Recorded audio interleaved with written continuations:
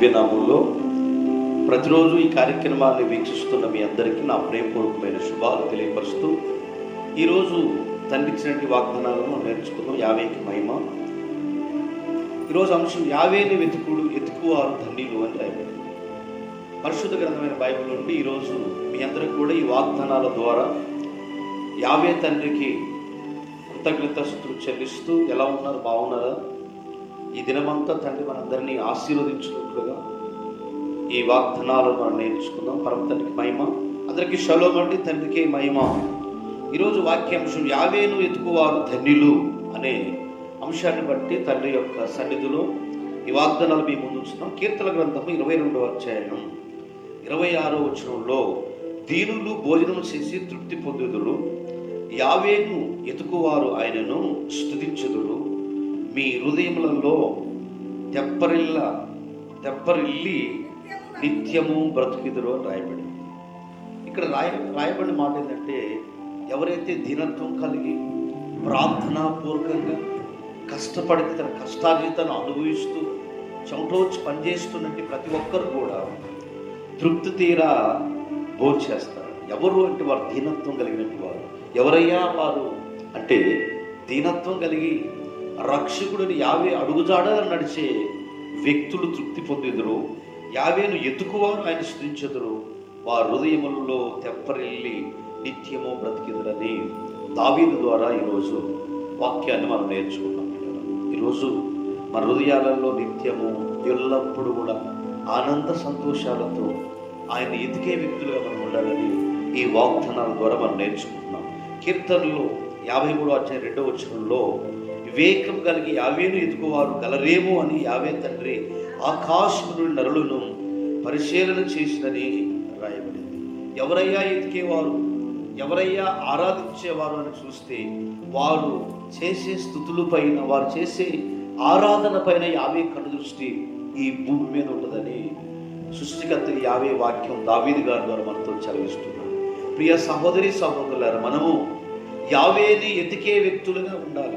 ఎలా ఉండాలి అంటే, ఘనంగా ఎతికే వ్యక్తులుగా, శ్రద్ధగా వెతికే వ్యక్తులుగా, ఆయన్ని స్తుతించే బిడ్డలుగా ఆ మహోన్నతుని యొక్క సన్నిధిలో ఎతికేవారుగా ఉండాలని బైబిల్ తెలియపరుస్తుంది. కనుక ఆకాశం నరులను పరిశీలన చేస్తే వారు అందరూ కూడా ఒకవేళ యావేని ఎతుకువారు కొంతమంది ఉంటారేమో అని ఆయన ఆకాశం పరిశీలన చేసి నరులను చూసినప్పుడు కొంతమందిన కనపడే వ్యక్తులుగా ఉన్నారని ఈ వాగ్దానాల ద్వారా మనం నేర్చుకున్నాం.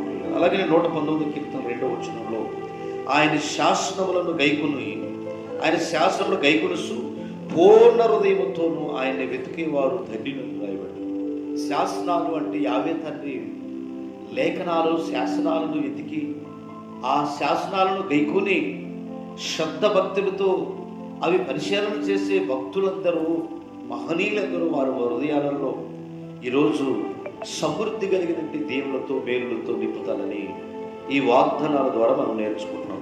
ఎందుకంటే ఆయన్ని ఎతికేవారు ఉన్నారా ఇంకా అని చూస్తే కొంతమంది అన్నా ఉన్నారని మనం ఈ లేఖనాల ద్వారా, ఈ కీర్తనలు 119 2వ వచనం ద్వారా శాసనములను గైకొని పూర్ణ హృదయంతో ఆయనను ఎతుకుసు వారందరూ ధన్యత పొందిన వారుగా ఉంటారని మనం ఇప్పుడు దాకా నేర్చుకుంటున్నాం. కనుక ప్రతి ఒక్కరూ కూడా తండ్రి యొక్క సన్నిధిలో మనం ఆయన ఎతికే వ్యక్తులుగా, శాసనాలను గీకునే వ్యక్తులు ఉండాలని లేఖనం చదివిస్తుంది. సామెతలు 8వ అధ్యాయం 17వ వచనంలో నన్ను ప్రేమించే వారిని నేను ప్రేమించుస్తున్నాను, నన్ను జాగ్రత్తగా ఎతుకువారు నన్ను కనుగొందురు, ఐశ్వర్యము ఘనతలు స్థిరమైన కలిమి నిత్యము నా యొద్ద ఉంది అని ఈ వాక్యం ద్వారా మనం నేర్చుకుంటున్నాం. నన్ను ప్రేమించేవారు, ఆయన ప్రేమించడం అంటే ఆయన శాసనాలను, ఆయన ఆజ్ఞలు పాటించి జాగ్రత్తగా ఆయన ఎతికేవారు ఖచ్చితంగా ఆయన కనుగొంటారని రాయబడి. ఏదో ఒక అంశాన్ని మనం పరిశీలన చేస్తున్నప్పుడు దాన్ని కనుగొనాలనే ఆశతో, ఉత్సాహంగా ఏదైతే మనం చేస్తూ ఆ పరిశీలనలు ఒక పాట రాయాలి, పాట పాడాలి, వాక్యాలు చెప్పాలి వెతుకుతూ ఉన్నప్పుడు ఏదో ఒక రోజున ఆయన్ని ప్రేమించున్న వారు జాగ్రత్తగా వెతికేవారు నన్ను కనుగొందురు అని రాయబడింది. కనుగొంటే ఏంటి లాభమయ్యా అని చాలామంది అనవచ్చు. కానీ ఏముందంటే ఐశ్వర్యము ఘనతలు స్థిరమైన కలిమి నీతి నా దగ్గర ఉంది కాబట్టి ఎతకండి అని సృష్టికర్త సెలవిస్తున్నాడు. మొదటి దినవృత్తాంత గ్రంథములు 16వ అధ్యాయం 15వ వచనంలో ఆయన పరిశుద్ధ నామమును బట్టి అతిశయించండి, యావేని ఎతుకు వారు హృదయమందు సంతోషించుదురుగా కానీ భక్తుడు సెలవిస్తున్నాడు. ప్రియులారా, కనుక మనము ఆయన పరిశుద్ధ నామాన్ని బట్టి అతిశయించాలి, గర్వించాలి. ఆయన మనం ఎతికేవారుగా, ఆయన్ని సృష్టికర్త అయిన ఆయన హృదయంలో ఎవరైతే ఆయన శాసనాలు వేయకుండా ఆయన్ని ఆరాధిస్తూ అది దొరికిందాకా వెతుకుతారో వారు నిజంగా ఆనందంగా సంతోషంగా ఉంటారని లేఖనం ద్వారా నిజంగా తెలియపరుస్తున్న కనుక ప్రియ సహోదరి సహోదరులారా, ఒక తప్పిపోయినట్టు 10 నాణ్యాలు కలిగిన ఒక స్త్రీ ఇల్లంతా, ఒక నాణ్యం పోయిందండి 10 నాణ్యాలు. ఆ 10 నాణ్యాలు ఉన్నాయి కదా, 9 ఉన్నాయి కదని ఊకోలేదు.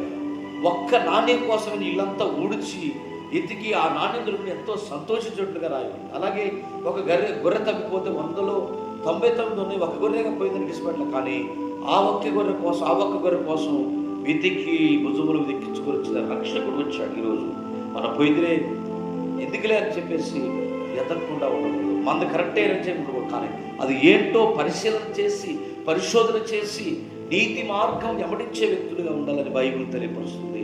మార్కు సువార్త 1వ అధ్యాయం 37వ వచనంలో యావేను కనుగొని ఆయన కనుగొని వారందరూ కూడా నన్ను వెతికెదరు కనుక ఆయన నేను చెప్పినట్లుగా ఆయన నాతో కూడా సంతోషంలో పాల్గొందురని రాయబడింది. కనుక ఏది రాయబడిందంటే ఆయనను యావే తండ్రిని కనుగొని అందరూ కూడా ఎదుగుతున్నారని ఆయనతో చెప్పారు. పిల్లరా, జన సమూహములు యాషోమెస్సీ ఎలా ఉంటాడో చూడాలని జక్కయ్యే కానీ అందరూ తండాలుగా ఆ లోకరక్షకుడిని ఎమ్మడించే ప్రజలు ఎంతో మంది ఉన్నారు. కాబట్టి ఈరోజు మనం వెతికేవారుగా ఉన్నామా, ఎమ్మడించేవారుగా ఉన్నామా, ఆయన అడుగుజాడలో శాసనాలు వేయకునే వ్యక్తులుగా ఉన్నామా? ఈరోజు వెతికే విషయంలో తేడాలు ఉండవు.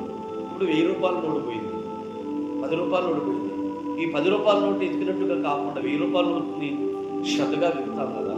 అలాగనే 10 రూపాయల నోటు తక్కువ కాబట్టి పోతే 10 రూపాయలు అనుకుంటాం. ప్రియా సహోదరి సహోదరులు, మనం వెతికే విషయంలో కరెక్ట్గా దొరికిందాక వెతికినప్పుడు యావే తండ్రి మనకి అది కనుక్కుంటాను అంటే యావే తండ్రి ప్రత్యక్షమై మనకి ఏది కావాలో ఇస్తాడని ఈ లేఖనం ద్వారా మనం నేర్చుకున్నాం. కాబట్టి అట్టి కృపా తండ్రిత మన కుటుంబాల్లో ఈ దినము వాగ్దానాలు వింటున్న మీ అందరినీ యావే తండ్రి ఆశీర్వదించి దీవించు. మీ అందరి కొరకు ప్రార్థన చేస్తున్నాను. మహిమ కలిగిన తండ్రి, పరిశుద్ధుడు, జీవాధిపతి అయిన మా ఎలోహిం, నీ ప్రేమను బట్టి తండ్రి, ఈ యొక్క వాగ్దానాలను బట్టి ప్రతిరోజు మానకుండా నీ బిడ్డలుగా తండ్రి మేము నేర్చుకుంటూ ఉన్నాం.